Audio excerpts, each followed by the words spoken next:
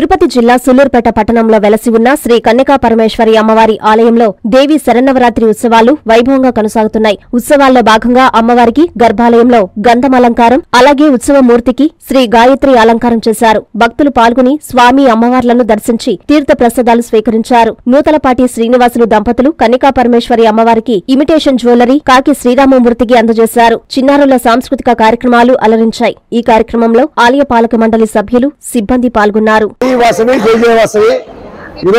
సూళ్లూరుపేట కన్యకాపతి దేవస్థానం ఆధ్వర్యంలో 5వ రోజు నవరాత్రుల సందర్భంగా మూలవరాట అమ్మవారికి గంధంతో అలంకారము, ఉత్సవమూర్తికి గాయత్రి అలంకారంతో ఎంతో వైభవంతంగా సాయంకాలం జనం తండోపతండాలకు వచ్చారు. అదేవిధంగా ఉదయం 11 గంటలకు అమ్మవారి సారే కార్యక్రమం దిగ్విజయంగా జరిగింది.